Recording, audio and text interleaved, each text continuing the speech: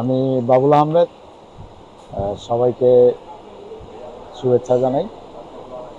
তো আমি যখন এই ইলেকট্রনিক্স পেশাতে জড়িত হই, তখন সালটা 90 বা 92 হবে আনুমানিক আর কি।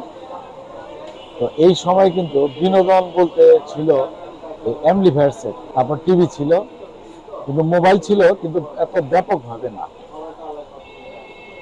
আর সিডি প্লেয়ার, যেটা সিডি প্লেয়ার, অর্থাৎ সিডি প্লেয়ার তখন বলতে বিদেশ থেকে যারা নিয়ে আসতো বড় বড় ডেক সেট, সেটাই দেখা যেত। এরপরে আপডেট হইলো কাজের কর্মের, এগুলার আস্তে আস্তে সিডি প্লেয়ার আসলো, ডিভিডি প্লেয়ার আসলো, তারপরে আপনার মোবাইল ফোন আসলো। তো এই পর্যায়গুলো যখন আসলো, অর্থাৎ ওই 92-তে যখন আমরা কাজে যোগ দিয়েছিলাম, অর্থাৎ এই পেশাতে যুক্ত ছিলাম, তখন ভরপুর কাজ ছিল, কাজকর্ম হরদম চলতো, কারণ বিনোদনের মাধ্যমই ছিল সামান্য কিছু জিনিস। তো এরপরে আস্তে আস্তে কাজের মানগুলো কমে গেল, অর্থাৎ সিডি ডিভিডি।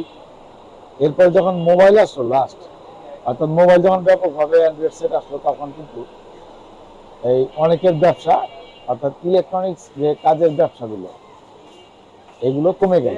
তারপর টর্চ লাইট যারা বিক্রি করতো, অর্থাৎ রাত বিরাতে টর্চ লাইটের ব্যবসাটা বসে গেল, ঘড়ির ব্যবসাটা বন্ধ হয়ে গেল।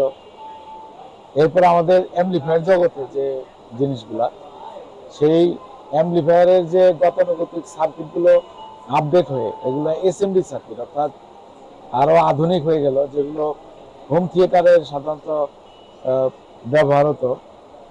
যদিও প্রযুক্তিগুলো খুবই ভালো, তবে এখনকার এই জিনিসগুলো ওয়ান টাইম কিন্তু লাউডলি বাজে, অর্থাৎ কোয়ালিটির দিক থেকে কিন্তু আগের জিনিসগুলোই মোটামুটি ভালো ছিল। তারপরে এখন মানুষ পিছন ফিরে তাকাতে কেউ রাজি নয়, জীবন এইভাবেই চলবে। তবে কাজকর্ম আগের থেকে, যারা ইলেকট্রনিক্স পেশাতে আছে, কাজকর্ম কমে গেছে।